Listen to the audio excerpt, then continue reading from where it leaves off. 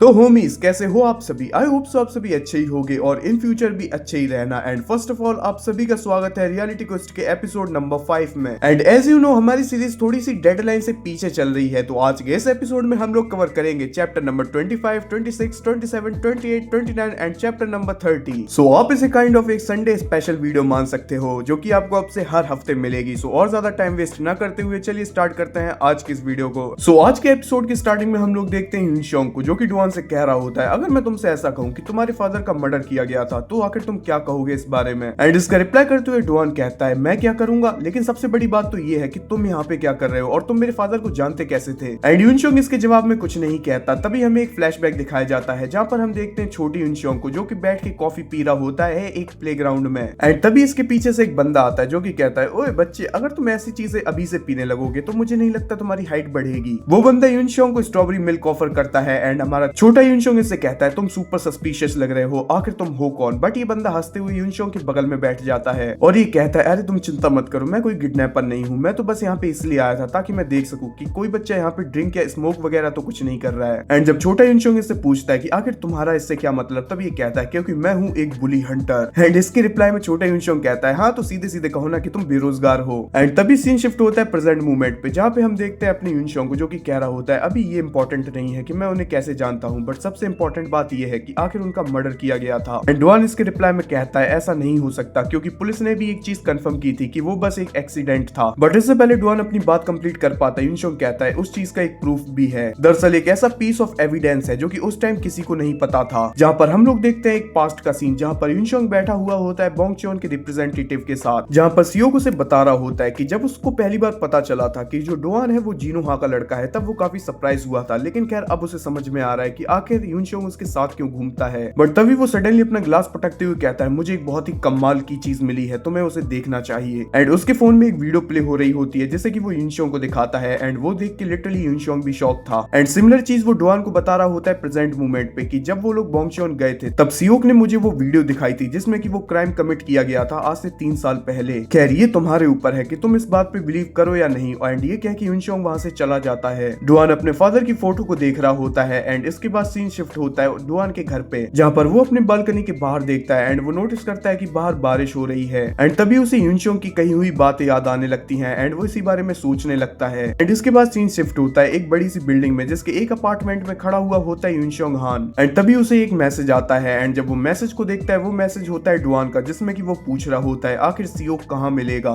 And इसके बाद scene shift होता है हम लोग देखते हैं सियोक को जो कि अपने बॉडीगार्ड के साथ कहीं जा रहा होता है, बट तभी सडनली उसके सामने कोई आ जाता है एंड वो कहता है हाँ डुआन आखिर तुम यहाँ क्या कर रहे हो, ये कोई इत्तेफाक तो लग नहीं रहा, आखिर ऐसा क्या है जो कि तुम्हें यहाँ खींच लाया। एंड डुआन स्ट्रेट अप अपनी बात रखता है कि मुझे वो एविडेंस दो जो कि तुम्हारे पास है। सियोको से वो पेन ड्राइव दिखाता है जिसमें कि वो वीडियो होती है, बट वो कहता है ऐसा करने का मेरा कोई भी इरादा नहीं है एंड अगर बाकी में तुम्हें ये चाहिए तो तुम्हारे पास बस एक ही रास्ता है कि मुझसे फाइट करो और जीत जाओ एंड इसे ले लो। एंड फिर होना क्या था, इतना सुनते ही डुआन सियोक पे चढ़ जाता है वो पेन ड्राइव लेने के लिए, बट सडनली उसका बॉडीगार्ड उसे मुक्का मार के पीछे फेंक देता है एंड डुआन पीछे की तरफ स्लाइड करता हुआ जाता है। एंड जैसे ही वो अपना बैलेंस बना के खड़ा होता है वो देखता है कि उसका बॉडीगार्ड उसके सामने खड़ा हुआ है। एंड इससे पहले सियोक का बॉडीगार्ड डुआन के मुंह पे मुक्का मार के उसको चपटा कर दे, हमें दिखाया जाता है एक फ्लैशबैक और हमें वही सीन दिखाया जाता है जहां पर डुआन को 12 ब्रॉन्ज कीज मिली थी, जहां पे हमें पता चलता है कि डुआन ने उन 12 ब्रॉन्ज कीज का यूज करके अपने माना पॉइंट्स को इंक्रीज किया एंड अब उसके टोटल माना पॉइंट्स होते हैं 1600। इट मींस अब वो किसी भी स्किल का यूज कर सकता है बिना किसी हेजिटेशन के। और यही चीज हम लोग देखते हैं जहां पर प्रेजेंट मूवमेंट पे डुआन ने ब्लाइंड स्पॉट यूज किए होते हैं इस बॉडीगार्ड पे एंड उसके बाद मल्टी स्ट्राइक डिस्ट्रक्शन। एंड इतना सब होते ही इस बॉडीगार्ड का काम 25 हो चुका होता है and at last final touch देने के लिए डुआन ने यूज किया होता है ईस्टर्न स्लैम का। एंड जैसे ही डुआन इस बॉडीगार्ड का काम 25 करता है हम देखते हैं सियोक डुआन के ऊपर अटैक करता है, बट डुआन बहुत ही आसानी के साथ इसके अटैक से बचता है। एंड जैसे ही सियोक नोटिस करता है कि डुआन आखिर गया कहां, वो देखता है डुआन इसके जस्ट ऊपर है एंड वो उसके ऊपर फैल्कन ड्रॉप लैंड करने वाला होता है एंड वो फैल्कन ड्रॉप मारता है, बट वो नोटिस करता है कि सियोक ने उसे इजीली ब्लॉक कर लिया है। एंड सियोक डुआन से कहता है मुझे नहीं लगता एक हिट काफी होने वाली है। एंड तभी डुआन अपने मन में सोच रहा होता है मैंने अब तक जितने बंदों से फाइट की है उनमें से सबसे ज्यादा खतरनाक होने वाला है, लेकिन मुझे डरने की जरूरत नहीं है क्योंकि मैंने अपने माना पॉइंट्स को बहुत ज्यादा इंक्रीज कर लिया है। इट मींस मैं जो चाहूं वो स्किल यूज कर सकता हूं। एंड डुआन भागते हुए आता है और सियोक के ऊपर दोबारा फैल्कन ड्रॉप मारने वाला होता है, बट तभी वो नोटिस करता है कि सियोक ने खुद को पीछे की तरफ बैंड करके उसके अटैक को डॉज कर लिया है। एंड सियोक अपना मुक्का प्रिपेयर करके डुआन को मारने वाला होता है और कहता है तुझे क्या लगता है एक तरह का अटैक मेरे ऊपर 2 बार काम करेगा, बट इससे पहले वो अपना पंच लैंड कर पाता, डुआन ब्लाइंड स्पॉट यूज करता है अपने पैरों की मदद से एंड वो लगातार अपने मन में यही सोच रहा होता है कि अलग लीग का बंदा है, अगर मैंने एक सेकंड के लिए भी अपना गार्ड डाउन किया तो मैं खत्म हूँ। एंड ये चीज हम देखते भी हैं जहां पर सियोक ने बहुत ही कम टाइम में डुआन के पास क्लोजिंग कर लिया होता है, बट डुआन उसका हाथ पकड़ के अगेन गैप जैब यूज करता है एंड डुआन यहाँ पर यूज करता है स्टन स्लैम का एंड उसे लग रहा होता है कि अब तो सियोक का काम 25 हो ही जाएगा, बट वो नोटिस करता है कि ये मॉन्स्टर अपने पैरों पे लैंड कर चुका है एकदम सही सलामत एंड सियोक कहता है ये काफी ज्यादा फैसिनेटिंग होने वाला है। दरअसल तुझसे फाइट करके मुझे एक चीज तो पता चल गई है कि तेरे मूवमेंट्स काफी ज्यादा अनरियल हैं। तो ठीक है, अब मैंने भी अपना माइंड बना लिया है कि मैं तुझे 2 हिट्स में नॉकआउट करने वाला हूँ और इससे पहले मैं ऐसा करूँ मैं चाहता हूँ तू मुझे कुछ और करतब दिखा दे। एंड ये कहते हुए उसने डुआन के ऊपर अपना पहला हिट लैंड कर दिया होता है जिससे कि डुआन की एचपी सडनली 1500 से गिर के 231 बची होती है। डुआन को तो ये समझ ही नहीं आ रहा होता कि आखिर किस तरह का कितना ज्यादा पावरफुल अटैक था। डुआन अपने घुटनों पे आ चुका होता है और सियोक उसका मजाक बनाते हुए कहता है अगर तेरे अटैक से तेरे डिफेंस को कंपेयर किया जाए तो तेरा डिफेंस तो बहुत ज्यादा पैथेटिक है। एंड इतना सब होने के बाद डुआन को एक चीज तो समझ में आ चुकी थी कि वो इस बंदे के लेवल पे तो बिल्कुल भी नहीं है। आई मीन डुआन के स्किल सेट और इस बंदे के स्किल सेट में जमीन आसमान का अंतर है। बट तभी डुआन दोनों हाथों की मदद से इसका पैर पकड़ के उस पे गैप जैब यूज करता है, बट उससे भी इसे कोई फर्क नहीं पड़ा होता। एंड सियोक इससे कहता है क्या तू मुझे गिराने की कोशिश कर रहा है, बट एज वी नो यहाँ पे बारिश हुई होती है थोड़ी देर पहले तो नीचे पानी पड़ा था एंड डुआन इसी चीज का यूज करता है एंड वो सियोक को डिसबैलेंस कर देता है। सियोक जमीन पे गिरता है एंड डुआन फटाफट उसके ऊपर आ जाता है एंड डुआन उससे कहता है मुझे लगता है अब तुझे अपने दांत बचाने चाहिए एंड ये कहते हुए वो यूज करता है मल्टी स्ट्राइक डिस्ट्रक्शन। डुआन थोड़ी देर के लिए रुकता है, सांस लेता है एंड अगेन दूसरी बार 1000 punches multi strike destruction and कमाल की बात उसने इस बार डबल स्ट्राइक की होती है, लगातार स्किल को रो में यूज करना और डुआन दूसरा ब्रेक लेता है एंड इसके बाद वो तीसरी बार यूज करता है मल्टी स्ट्राइक डिस्ट्रक्शन और ये होती है डुआन की ट्रिपल स्ट्राइक। एंड डुआन को यहाँ पे लग रहा होता है कि उसने इतनी सारी स्किल यूज कर दी अब तो सवाल ही नहीं पैदा होता कि ये बचा होगा एंड सिमिलर चीज मुझे भी लग रही होती है, बट जैसे ही मैं नेक्स्ट पैनल देखता हूँ सियोक को तो घंटा कुछ नहीं हुआ होता एंड लिटरली इस बंदे के चेहरे पे एक खरोच तक नहीं है, इसने सारी पंचेस को डॉच कर लिया, इवन जो उसके पीछे की जमीन है आई मीन रोड उस पे तक क्रैक्स आ चुके हैं डुआन के अटैक से एंड डुआन सेम स्किल को 4th टाइम यूज करने वाला होता है, बट तभी वो नोटिस करता है कि उसके मुक्कों में अब जान नहीं बची है एंड सियोक खड़े होते हुए कहता है मुझे लग रहा था तू मुझे और भी कुछ इंटरेस्टिंग दिखाएगा लेकिन मुझे नहीं लगता अब तेरे पास कुछ और बचा हुआ है। एंड वो अपना राइट हैंड खोलता है जिसमें कि वही पेन ड्राइव होती है और वो डुआन से कहता है जा इसे ले ले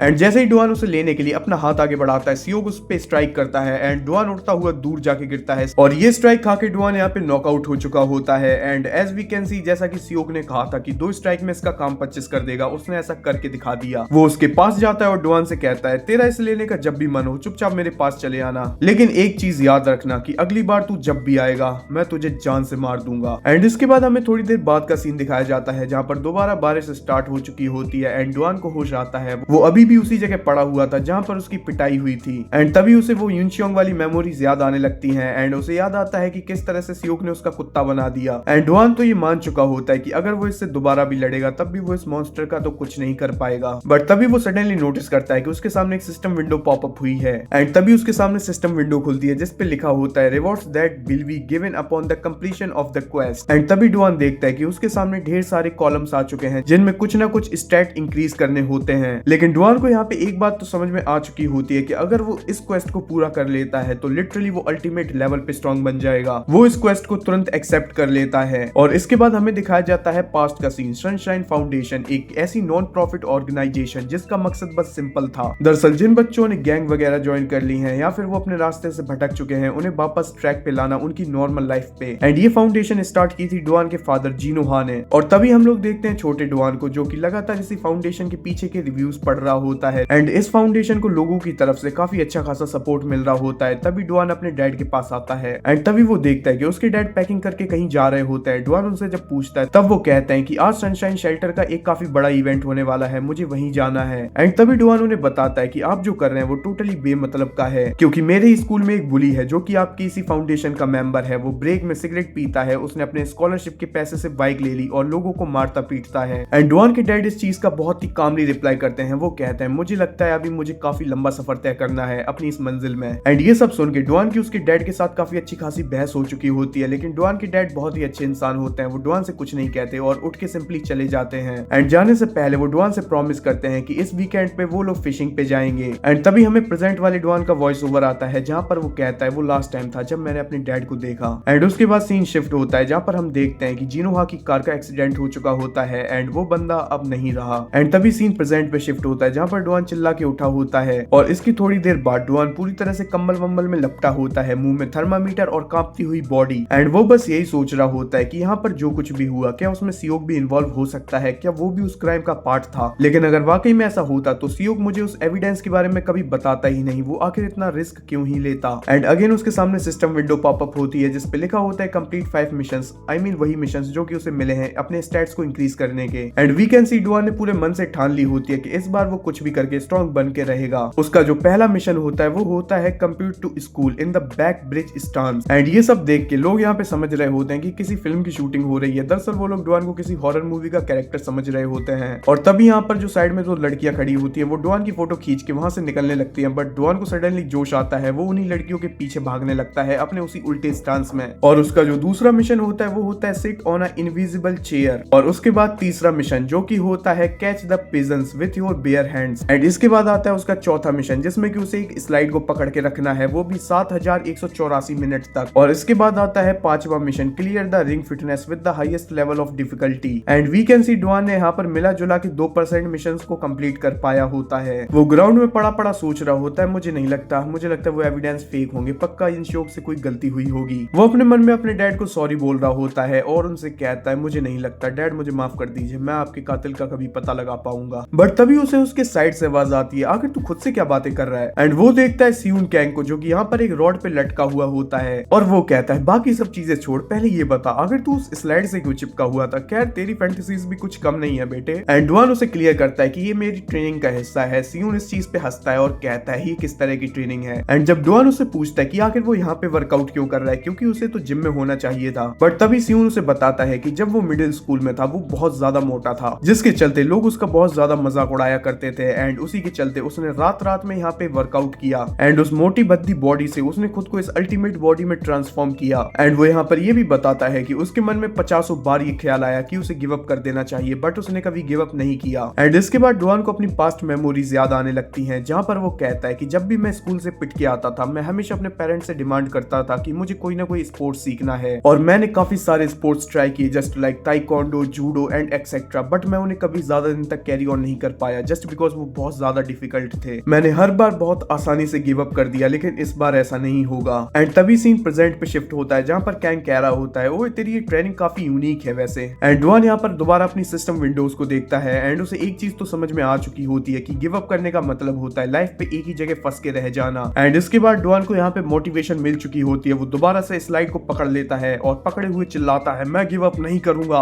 एंड साइड में लटका हुआ सियून कैंग कहता है चुप कर वे कुत्ते। एंड यहाँ पर 2 मिनट लेके मैं अपनी ऑडियंस से भी कुछ बात करना चाहूंगा। दरअसल मानवास और एनिमेज को हमेशा कभी एंटरटेनमेंट की नजर से मत देखा करो, तुम्हें जहाँ कहीं से भी कुछ सीखने को मिले हमेशा सीखो। एंड यहाँ पे हमें सीखने को मिलता है कि कभी भी लाइफ में गिव अप नहीं करना चाहिए और यही चीज मैं ट्राई करता हूँ कि मैं लाइफ में कभी गिव अप ना करूँ। फॉर एग्जाम्पल तुम लोग देख ही सकते हो रियलिटी क्वेस्ट पे व्यूज आए ना आए बट मैं लगातार एपिसोड अपलोड किए जा रहा हूँ एंड ये मेरी जिम्मेदारी बनती है जो चीज मैंने स्टार्ट की है उसे एंडिंग तक पहुंचाऊं। सो तुम लोग चिंता मत करो, रियलिटी क्वेस्ट के दनादन पार्ट्स आएंगे, एटलीस्ट 30 तो मान के चलो। नाउ अगर स्टोरी पे वापस आए तो हमें 2 महीने बाद का सीन दिखाया जाता है जहां पर हम लोग देखते हैं कि सियोक मस्त करके अपने कमरे में बैठा हुआ होता है एंड तभी उसे गेट खुलने की आवाज आती है एंड गेट खुल के जो अंदर आता है सियोक उससे कहता है ओ फाइनली तो तू आ ही गया। एंड हम देखते हैं सियोक के सामने कोई और नहीं बल्कि अपना लौंडा डुआन ही आया होता है। सियोक अगेन चौड़ में उसे धमकाते हुए कहता है मैंने शायद तुझसे कहा था कि मैं तुझे जान से मार डालूंगा, मैं वहां पे मजाक नहीं कर रहा था। एंड डुआन भी यहाँ पे सीरियस होता है, वो कहता है चल देखते हैं तू मुझे मार सकता है या नहीं। वो फटाफट से गेट बंद करता है और गेट को लॉक कर देता है और वो सियोक से कहता है इस बार ये बहुत ज्यादा डिफरेंट होने वाला है, सच में बहुत ही ज्यादा। और इसके बाद हमें 2 महीने पहले का सीन दिखाया जाता है जहाँ पर हम देखते हैं डुआन को जो कि लगा होता है लगातार कबूतर पकड़ने में, जहाँ पर उसने धीरे धीरे करके 97 कबूतरों को पकड़ लिया होता है अपने बेयर हैंड से, मतलब खाली हाथों से। एंड कुछ देर बाद का सीन में हम लोग देखते हैं कि डुआन ने वही स्लाइड पकड़ रखी होती है एंड उसके बाद हम लोग देखते हैं कि डुआन ने 9% मिशंस को कंप्लीट कर डाला, फिर चाहे वो इनविजिबल चेयर पे बैठना हो, रिंग सर्कल गेम खेलना हो या फिर बहुत कुछ। एंड उस दिन के एग्जैक्टली 2 महीने बाद डुआन ने फाइनली 100% मिशंस को कंप्लीट कर लिया होता है एंड अब टाइम होता है रिवॉर्ड लेने का। We can clearly see system ने डुआन के सारे स्टैट्स को बहुत ही तेजी से इंक्रीज कर दिया होता है एंड आप लोग भी अपनी स्क्रीन पे देख सकते हो कि डुआन के स्टैट्स कितने ज्यादा इंक्रीज हो चुके हैं, जहां पर डुआन कह रहा होता है मुझे कोई चेंज तो महसूस नहीं हो रहा लेकिन मुझे लगता है सिस्टम पे बिलीव करना ही होगा। खैर अब मुझे लगता है मैं रेडी हूँ उस कुत्ते से दोबारा मिलने के लिए। इसके बाद सीन दोबारा शिफ्ट होता है प्रेजेंट मूवमेंट पे जहाँ पे सियोक कह रहा होता है, मुझे नहीं पता तूने 2 महीने में कहां मरवाई है, बट क्या तुझे लगता है कि 2 महीने की ट्रेनिंग से तू मुझे बीट कर पाएगा? एंड ये कहते हुए सियोक फटाफट अपनी जगह से उठता है और डुआन के ऊपर एक किक मारता है और कहता है, चिंता मत कर, अपने पेरेंट्स के बारे में ज्यादा मत सोच, क्योंकि मैं कुछ देर बाद तुझे वहीं पहुंचाने वाला हूँ।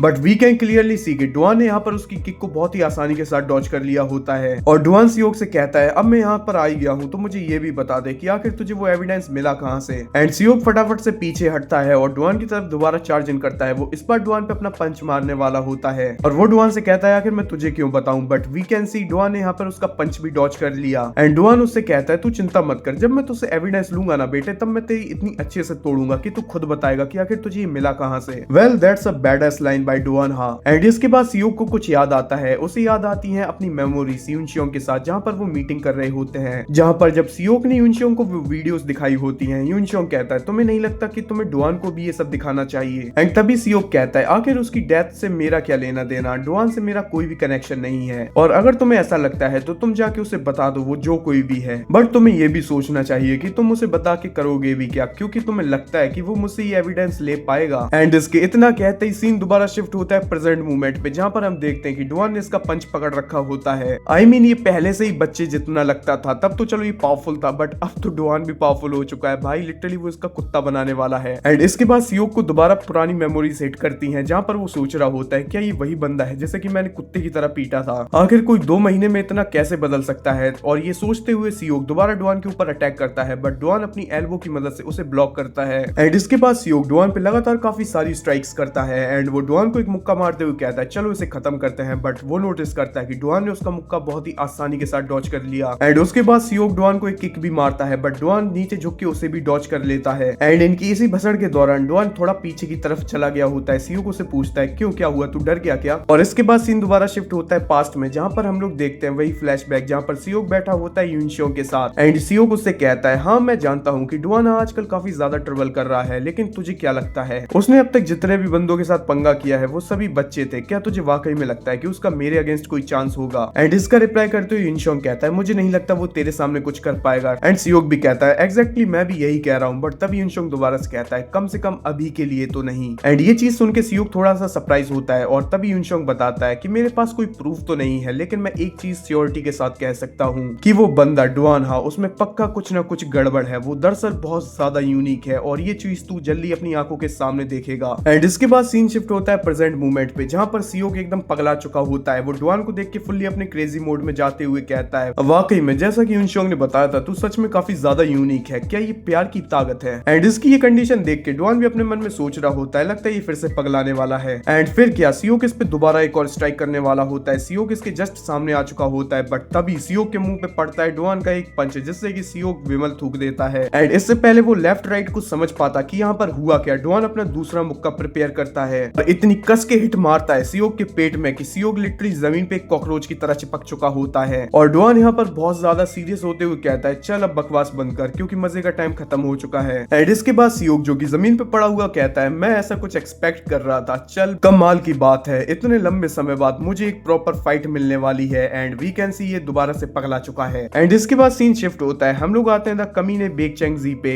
जिसे कि कोई बंदा पीछे से आके बताता है कि जो हमारी बोंगचोन एम्प्लॉयमेंट एजेंसी है उसका सिक्योरिटी अलार्म बंद हो चुका है। एंड ये चीज बेकचैंग के भी पल्ले नहीं पड़ी होती कि आखिर वहां पे हुआ क्या होगा। एंड दूसरा बंदा बेकचैंग को ये भी बताता है कि बंद होने से पहले अलार्म लगातार वहां पे बजे ही जा रहा था, बिल्कुल ऐसा लग रहा है कि बंद होने से पहले अलार्म को कोई तगड़ी वाइब्रेशन मिली होगी। एंड फिर हम लोग देखते हैं उसी वाइब्रेशन के पीछे की वजह, जहां पर हम देखते हैं कि सियोक लगातार डुआन के ऊपर लात पे लात मारे जा रहा होता है। एंड उसने डुआन पे इतने सारे अटैक किए होते हैं कि डुआन उन्हें डॉज करते करते पीछे की तरफ जा रहा होता है, बट तभी वो नोटिस करता है कि उसके पीछे सोफा है। एंड सियोक डुआन से कहता है, मुझे लगता है तू रियल कॉम्बैट में कुछ खास इंप्रूव नहीं किया है। एंड इससे पहले सियोक अपना फाइनल अटैक डुआन पे लैंड कर पाता, डुआन की लात सीधे आके उसकी ठुड्डी में लगती है। डुआन फटाफट एक सोफे से कूदते हुए दूसरे सोफे के ऊपर जाके लैंड करता है। एंड जैसे ही वो अपनी मुंडी सामने की तरफ करके देखता है, वो देखता है कि सामने से एक भड़वा उसका जबड़ा तोड़ने आ रहा है। एंड ये मुक्का डुआन को काफी अच्छे करके पड़ा होता है। डुआन सीधा उड़ता हुआ जाता है और दीवार में जाके लगता है, बट वी कैन सी इस अटैक से डुआन को कुछ खास इंपैक्ट नहीं पड़ा होता। वो खड़ा होता है और कहता है, क्या तू फाइट के बीच में हमेशा से इतनी ज्यादा बातें करता था? बट तभी सियोक सामने से चलते हुए आता है और कहता है, एक प्रॉपर फाइट मुझे बहुत ज्यादा एक्साइट करती है। एंड डुआन इसकी शक्ल देख के अपने मन में सोच रहा होता है, मैं कुछ भी कहूँ लेकिन मैं एक चीज को मना नहीं कर सकता कि मेरे अंदर बहुत ज्यादा खुजली मच रही है इसका मुंह तोड़ने की। एंड कहते हुए डुआन इसके मुंह पे एक पंच मारता है, बट तभी डुआन नोटिस करता है कि पंच तो इसे पड़ा होता है, बट सीओ की किक भी आके डुआन के मुंह पे लगी होती है। एंड इससे पहले डुआन अपनी जगह पे संभल पाता, सीओ एक और अटैक करता है डुआन की चेस्ट पे। एंड इसके बाद क्या वो डुआन पे लगातार अटैक्स की बरसात कर देता है, कभी पेट में घूसा, कभी मुंह पे, कभी किक। और वो डुआन का यहाँ पे कुत्ता बनाते हुए कहता है मुझे लगता है अभी तेरे पास काफी कुछ बचा हुआ है मुझे दिखाने के लिए। और इसके बाद वो फाइनल टच मारते हुए डुआन का हेड पकड़ के उसके मुंह में सीधा अपना घुटना दे मारता है। बट सडनली सियोग नोटिस करता है कि उसका घुटना डुआन के मुंह में पड़ा ही नहीं। एंड इससे पहले वो कुछ सोच समझ पाता, डुआन एक मुक्का मारता है सियोग के मुंह में। एंड डुआन अपने मन में सोच रहा होता है इसने मुझे इतना पीटा लेकिन मुझे बिल्कुल भी डर नहीं लगा पहले की तरह, मुझे लगता है ये विल पावर बढ़ने की वजह से हुआ है। एंड अब जाके हमें पता चलता है कि वो WP का मतलब होता है विल पावर, जो कि अब हो चुकी होती है 201। एंड डुआन यहाँ पर सिस्टम को थैंक यू बोलते हुए सीधा सियोग की तरफ चार्ज करता है और अपने मन में सोचता है जब मैंने अपने नए स्टैट्स को चेक कर ही लिया है तो अब इस फाइट को खत्म करते हैं। एंड कहते हुए वो सियोग के मुंह पे लगातार मुक्कों की बरसात कर देता है। बट सडनली डुआन नोटिस करता है कि उसकी अटैक्स की चेन बिगड़ चुकी है, सियोग भी उस पे काउंटर अटैक करने वाला होता है। एंड वो ऐसा करता भी है जहां पर सियोग का पंच सीधा आके डुआन के मुंह पे लगा होता है। एंड सियोग के पंच से डुआन को तो कोई इफेक्ट नहीं पड़ा होता, बट सडनली वो नोटिस करता है कि डुआन ने एक अजीब सा पंच प्रिपेयर किया है। And I don't know why but मुझे ये पंच 90% कॉपी लग रहा है अपने लुकिज्म से, क्योंकि जिस भाई ने भी लुकिज्म देखी है उन्हें पता है कि इस तरह का स्प्रिंग वाला पंच अपना हडसन अहान यूज करता है, द मुट्ठी जीनियस सन ऑफ अनसन। खैर अगर स्टोरी पे वापस आए तो डुआन अपना यही स्प्रिंग वाला पंच सीधा मारता है सियोग के पेट में। एंड ये पंच इतना कस के पड़ा होता है कि लिटरली सियोग की मां बहन एक हो चुकी होती है। और रही कुछ ही कसर एक और चीज ने पूरी कर दी होती है, दरअसल इसी पंच में क्रिटिकल हिट भी ऐड हो गई थी। एंड इस पंच का फोर्स इतना ज्यादा होता है कि लिटरली यहाँ पे शॉक वेव्स क्रिएट हो जाती हैं। सियोग पीछे हवा में उड़ते हुए जाता है और दीवार पे जाके क्रैश करता है। एंड तभी हमें डुआन का वॉइस ओवर आता है, वो कहता है मैं इसे ये भी पूछना चाहता था कि आखिर इसे एविडेंस मिला कहां से। खैर मुझे ऐसा लगता है इसे अभी आराम करना चाहिए क्योंकि अभी ये लंबी नींद में जा चुका है। एंड वी सी डुआन ने यहाँ पर सो कॉल्ड रिप्रेजेंटेटिव सियोग ह्यूंग की मां बहने कर दी होती है उसे पीट पीट के। एंड यहाँ पर उसने एविडेंस भी ले लिया होता है। एंड इसके बाद सीन शिफ्ट होता है, हम लोग आते हैं बेक चैंग पे जो कि जा रहा होता है सियोग के पास ये देखने के लिए कि वहां कुछ गड़बड़ वगैरह तो नहीं हुई। एंड तभी उसका एक लौंडा आगे जाता है और कहता है मैं आपके लिए वे क्लियर करता हूँ। बट सडनली वो अपनी आंखों के सामने देखता है कि सीढ़ियों पे तो कोई सफेद बाल वाला बंदा बैठा हुआ है। एंड ये बंदा और कोई नहीं होता, ये होता है अपना वन एंड ओनली लेजेंड यूनशियोंग हान। एंड बेक चैंग यहाँ पर यूनशियोंग से पूछता है कि आखिर तुम यहाँ क्या कर रहे हो। एंड यूनशियोंग इसका बहुत ही कोल्ड रिप्लाई करता है मैं यहाँ पर कुछ नहीं कर रहा हूँ, बट जो कोई भी यहाँ पे ऊपर जाने की कोशिश करेगा मैं बस उसे रोकने आया हूँ। एंड बेक चैंग यहाँ पर थोड़ा चौड़ा होने की कोशिश करता है, वो कहता है ओ तो तू दूसरे की डिस्ट्रिक्ट में आके भी ऐसा कुछ कह रहा है हाँ? क्या तुझे पता है जब वो सिक्योरिटी अलार्म फेल हुआ था तब मैंने यहाँ पर टोटली बोंगचोन के सारे लॉन्डो को बुला लिया था, और अब जब मैं तुम्हें यहाँ पे बैठा हुआ देखता हूँ तो अब मैं श्योर हूँ कि मैंने जो किया था वो एकदम सही था। तो चलो अब मैं तुमसे आखिरी बार पूछ रहा हूँ कि चुपचाप बताओ आखिर तुम यहाँ पे कर क्या रहे हो। एंड तभी यूनशियोंग दोबारा से वही रिप्लाई करता है मैं शायद तुम्हें बता चुका हूँ कि मैं बस यहाँ पे इसलिए बैठा हूँ ताकि कोई ऊपर ना जा सके। एंड तभी बेक चैंग कहता है लगता है तुम्हें सिचुएशन समझ में नहीं आ रही, तुम अभी 40 बंदों से घिरे हुए हो।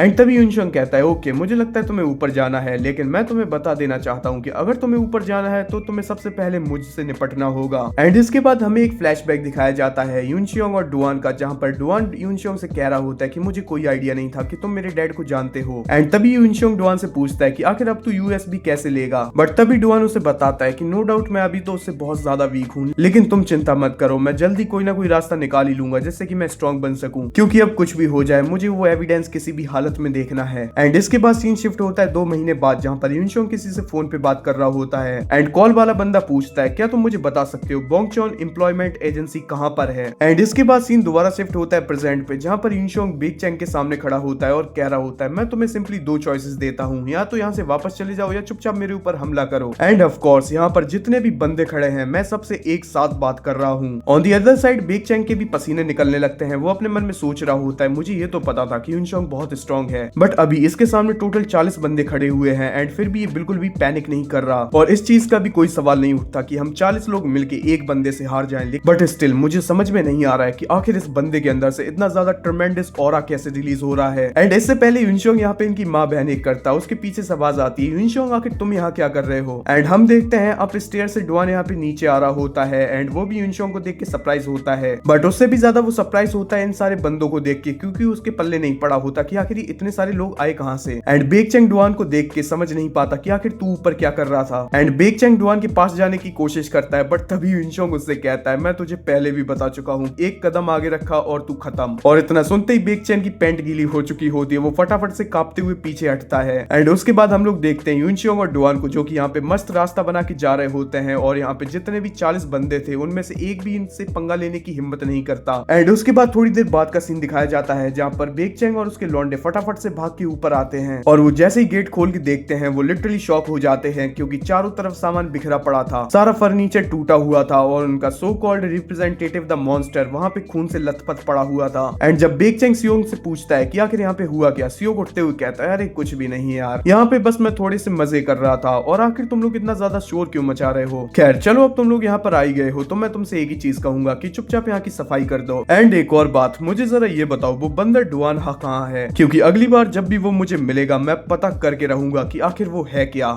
सो फाइनली कुछ बंदों को तो डुआन पे शक होना स्टार्ट हो चुका है। बाय द वे मेरे अकॉर्डिंग ये काफी इंटरेस्टिंग कैरेक्टर है एंड मैं देखना चाहूंगा आखिर इस सियोक नाम के बंदे के साथ फ्यूचर में क्या होने वाला है। एंड इसके बाद सीन शिफ्ट होता है हमारे लॉन्डे डुआन पे, जहाँ पर वो यूनशियोंग के साथ बैठा होता है और कह रहा होता है क्या यूनशियोंग तुम यहाँ पे इसलिए आए मेरी वजह से। बट यूनशियोंग बहुत ही स्ट्रेट अप बंदा है, वो डुआन से कहता है वो छोड़ो, पहले इस एविडेंस को देखो। एंड जैसे ही डुआन वो वीडियो प्ले करता है वो अपनी फादर की कार को देखता है एंड उसके बाद वो नोटिस करता है कि एक बंदा वहां पर मास्क और हुडी लगा के आया होता है एंड उस बंदे ने वहां पर आके डुआन के डैड की कार के साथ कुछ छेड़खानी की होती है। एंड तभी डुआन को याद आता है कि उसकी कार का एक्सीडेंट इसलिए हुआ था क्योंकि उसके ब्रेक फेल हो गए थे। एंड ये सब देख के डुआन को एक बात तो पल्ले पड़ चुकी होती है कि वो ब्रेक अपने आप खराब नहीं हुए थे, उन्हें एक प्लान्ड तरीके से खराब किया गया था। एंड इसके बाद वो यूनशियोंग से पूछता है कि आखिर तुम्हें ऐसा क्यों लगता है कि ये बंदा हमारे कोई आसपास वाला ही है। तभी यूनशियोंग कहता है मुझे लगता है तुमने वीडियो अच्छे से नहीं देखी, जरा उसके कपड़े को देखो। एंड जैसे ही डुआन नोटिस करता है कि उसके कपड़े पे एक अजीब सा लोगो बना हुआ है एंड इसके बाद हमें एक फ्लैशबैक दिखाया जाता है जहाँ पर डुआन के डैड डुआन को दिखा रहे होते हैं ये देखो बेटा, ये हमारी सनशाइन फाउंडेशन की जैकेट होने वाली है। एंड छोटा डुआन यहाँ पे उसके डैड को बताता है ये एकदम बेकार है, क्या आपको लगता है कि पुलिस लोग ऐसी बेकार चीज पहन के घूमेंगे। बट तभी डुआन के डैड बताते हैं कि तुम चिंता मत करो, इसमें एक सेंस ऑफ बिलोंगिंगनेस है। दरअसल मेजोरिटी ऑफ द बच्चे जो कि हमारी फाउंडेशन में आते हैं वो ऐसे होते हैं जो कि अपना रास्ता भटक चुके हैं या फिर अपनी फैमिली खो चुके हैं एंड ऐसा करके वो एक दूसरे पे भरोसा कर सकते हैं। और तुम चिंता मत करो, इस जैकेट को पहन के मुझे पूरा भरोसा है एक पॉजिटिव इन्फ्लुएंस जरूर आएगा। खैर तुम ये बताओ क्या तुम्हें डिजाइन अच्छा नहीं लगा क्या, क्योंकि मुझे लगता है ये काफी ज्यादा कूल है। एंड इसके बाद सीन दोबारा शिफ्ट होता है प्रेजेंट पे, जहाँ पर हम उसी वीडियो के अंदर देखते हैं जहाँ पर वही सेम जैकेट पहन के कोई बंदा डुआन की डैड की कार के साथ काफी कुछ छेड़खानी कर चुका होता है। एंड इसके बाद यूनशियोंग कहता है जस्ट बिकॉज उसने हमारे फाउंडेशन की जैकेट पहन रखी है हम लोग नहीं कह सकते कि ये बंदा कोई फाउंडेशन का मेंबर हो सकता है, क्योंकि ऐसा होने के भी काफी ज्यादा चांसेस हैं कि जो खूनी है उसने जानबूझ के जैकेट पहनी हो ताकि हमें गुमराह कर सके। तभी डुआन अपने मन में सोच रहा होता है मैंने उन्हें ना जाने कितनी बार कहा कि वो लोग बदलने नहीं वाले। दरअसल बुलीज ऐसे लोग होते ही नहीं है जिन्हें कि कोई बदल सके, और पता नहीं क्यों उन्होंने अपनी पूरी जिंदगी ऐसी बेकार की चीजों में निकाल दी एंड आखिर में उन्हें क्या मिला। एंड ये सब सोच के डुआन का मूड काफी ऑफ हो चुका होता है और ये चीज यूनशियोंग भी नोटिस कर लेता है। एंड इसके बाद यूनशियोंग कहता है अब हमें जब पता है कि एक मर्डर था बट स्टिल हम लोग पुलिस के पास तो नहीं जाने वाले, क्योंकि पुलिस काफी टाइम पहले ही इस केस को क्लोज कर चुकी है एक्सीडेंट बता के। खैर तुम्हें क्या लगता है, क्या तुम्हें मुजरिम के बारे में कुछ भी पता है। एंड डुआन उससे कहता है नहीं यार मुझे कुछ भी नहीं पता, क्योंकि मेरे डैड के मरने के बाद सनशाइन फाउंडेशन भी डिसअपियर हो गई थी। खैर मुझे लगता है इस बारे में उन लोगों को पता होगा जो कि उस टाइम फाउंडेशन के मेंबर्स थे।